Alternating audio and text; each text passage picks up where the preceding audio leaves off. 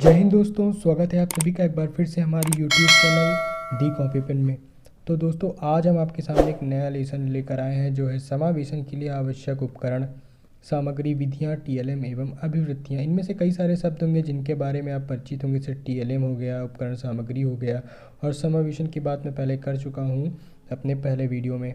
तो डायरेक्ट हम डायरेक्ट हम टॉपिक पे आने से पहले सबसे पहले बात करते हैं कि सहायक सामग्री क्या होती है। तो दोस्तों सबसे इजी आंसर इसका ये है कि अध्यापक जिन जिन सामग्रियों का प्रयोग पढ़ाते समय करता है, अपनी शिक्षण प्रक्रिया के दौरान करता है, वही हमारी सहायक सामग्री कहलाती हैं। और सहायक सामग्री की सहायता से जो हमारा शिक्षण होता है वो बहुत ही सरल हो जाता है, चीज़ें हमें समझ में आने लगती हैं। तो जैसे हमने अभी पहले पढ़ा है विशिष्ट बालक, ठीक। तो विशिष्ट बालक में कई सारे बालक आते हैं, प्रतिभाशाली, दृष्टिबाधित, श्रवण बाधित और अस्थिबाधित, ठीक। और धीमी गति से सीखने वाले, ऐसे ही अनेक बालक आते हैं। तो हमने यहाँ पे मेनली इस लेसन में पढ़ना है दृष्टिबाधित बालक के लिए कैसे हम लोग उपकरण उपयोग करें, कैसे टीएलएम हम लोग यूज़ करें जिससे कि उनकी जो शिक्षण प्रक्रिया है वो आसान हो जाए, ठीक। तो हम इसी पे बात करते हैं कि दृष्टिबाधित जो बालक होते हैं उनके लिए परीक्षा का सबसे पहले देखेंगे प्रारूप कैसा होना चाहिए। तो मेनली आप लोग सब जानते हैं कि परीक्षा कैसे होती है, या तो अगर हम बात करें लिखित हो गई, या मौखिक हो गई, या प्रायोगिक हो गई, ठीक। तो ये तीन माध्यम ऐसे होते हैं कि जिनसे परीक्षाएं होती हैं। लेकिन अगर बालक क्या है, दृष्टिबाधित है, तो दृष्टिबाधित की सुविधा के अनुसार उसका पेपर होगा, ठीक, जिससे कि वो सहजता से अपना पेपर कर ले, ठीक। तो सबसे पहले क्या होगा कि भाई जो उसका प्रश्न पत्र होगा वो ब्रेल में होगा, उसका प्रश्न पत्र ब्रेल में होगा और उसको उत्तर भी किस में देना होगा, ब्रेल में, ठीक। तो ये पॉइंट हो गया। और भी पॉइंट है जैसे कि आप उसको रिकॉर्ड करके प्रश्न दे सकते हैं, और रिकॉर्ड करके उसका उत्तर भी आप उससे कह सकते हैं देने के लिए, और मौखिक उत्तर भी देने के लिए कह सकते हैं, और मौखिक प्रश्न पत्र भी आप बोल सकते हैं, या लेखक की सहायता से उत्तर उससे निकलवा सकते हैं कि वो बोलता जाए और कोई लेखक है वो लिखता जाए, ठीक। तो ये हो गया परीक्षा का प्रारूप। अब बात आगे करते हैं कि मूल्यांकन के समय ध्यान देने योग्य कौन कौन सी बातें होती हैं, ठीक। तो दृष्टिबाधित बच्चों के मूल्यांकन के समय ध्यान देने योग्य बातें कौन कौन सी होती हैं। तो अगर ब्रेल जब लेखन वो बच्चा करता है तो कभी कभी ये होता है कि पेन मिस्टेक्स हो जाती हैं, ठीक। तो ऐसी जो गलतियाँ होती हैं, क्या करना चाहिए कि ऐसी गलतियों पर ध्यान नहीं देना चाहिए। और भी जैसे कि ब्रेल लिखते समय कागज़ में छेद हो सकता है, ठीक। तो इस पे नंबर ना काटें।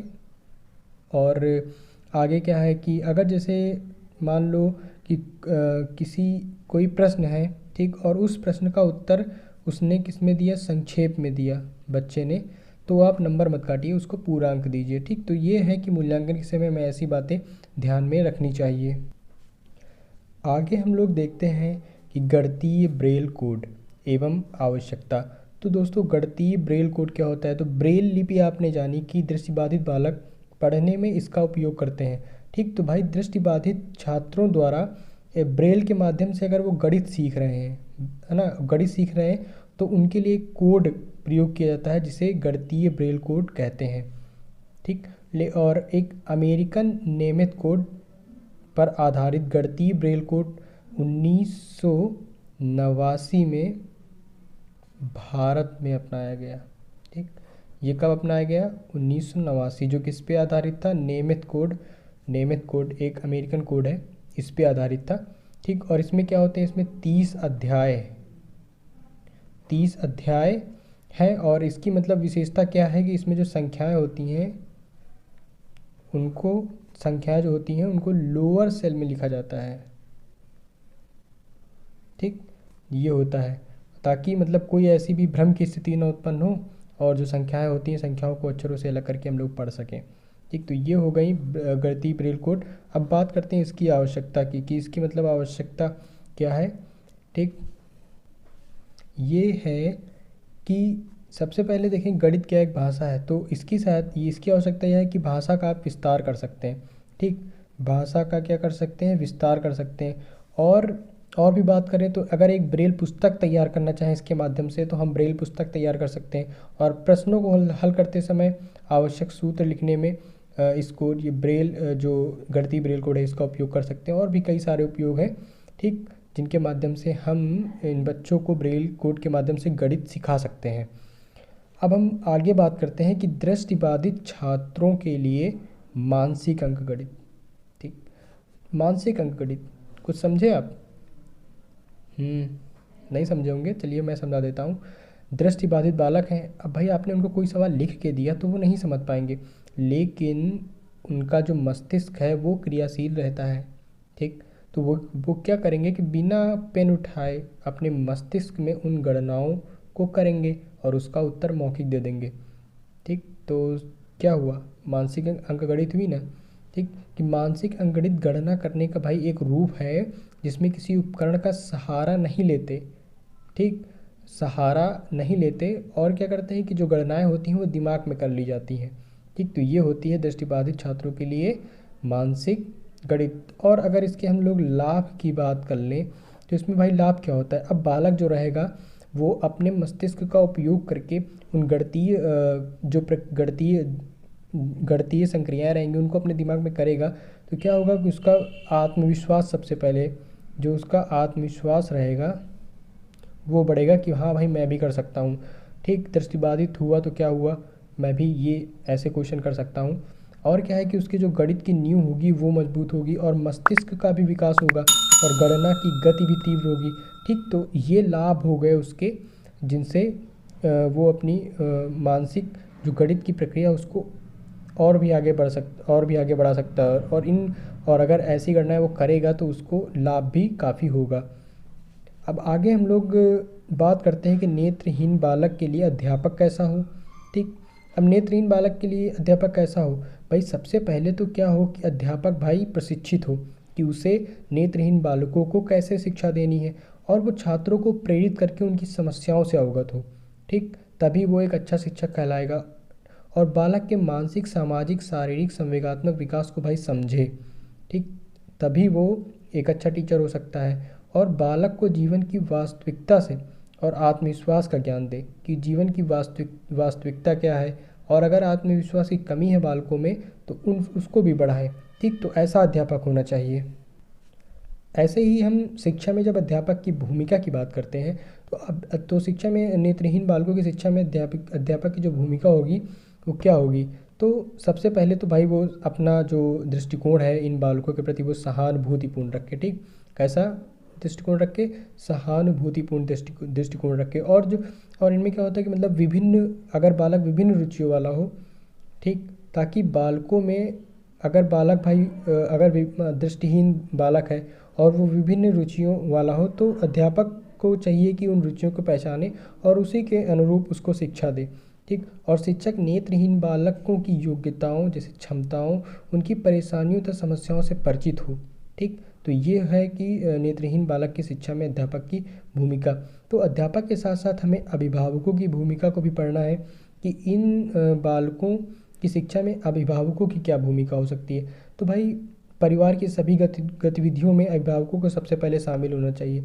ठीक, और अपने कार्य स्वयं करने का प्रशिक्षण देना चाहिए इन बालकों को कि भाई तुम्हारा जो छोटा मोटा काम है उसको आप खुद करें और सामाजिक उत्सव में भाग लेते समय हमेशा अपने साथ रखना चाहिए।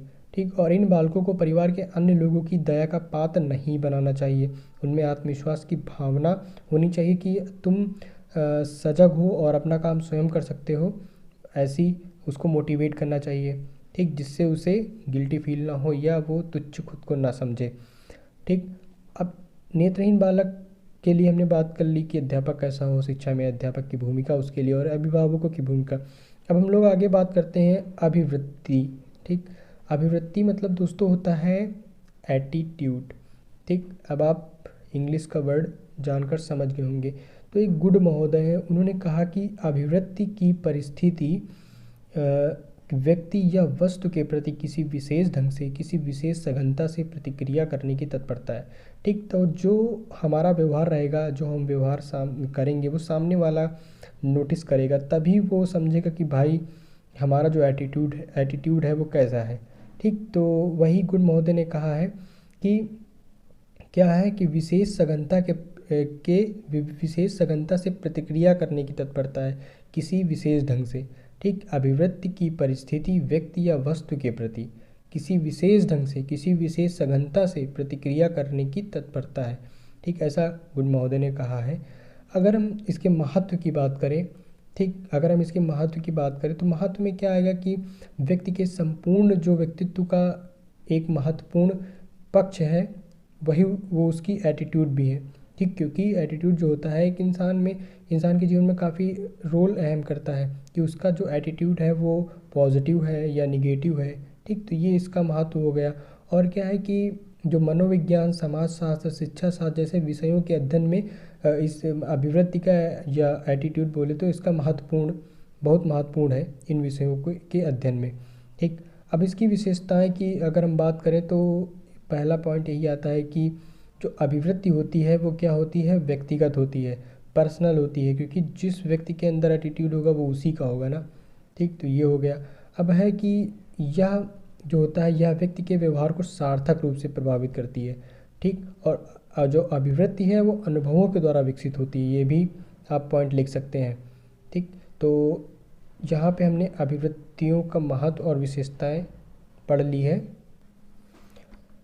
आगे हमारे सामने एक पद्धति आती है जो है अन्वेषण पद्धति। अन्वेषण का मतलब भी होता है खोज। ठीक, तो एक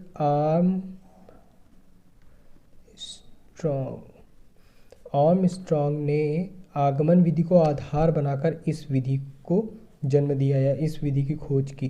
ठीक, और ये जो है वो क्या है, भूगोल शिक्षण के लिए बहुत उपयोगी विधि है अन्वेषण विधि। ठीक, इसमें क्या अन्वेषण, आप इससे ही अर्थ से स्पष्ट है कि भाई ये ऐसी पद्धति है, खोज पद्धति, जो खोज को ज़्यादा महत्व देती है। ठीक, और ये भूगोल शिक्षण के लिए उपयोगी है। और इसमें क्या होता है कि स्वानुभव वैज्ञानिक दृष्टिकोण उत्पन्न होता है।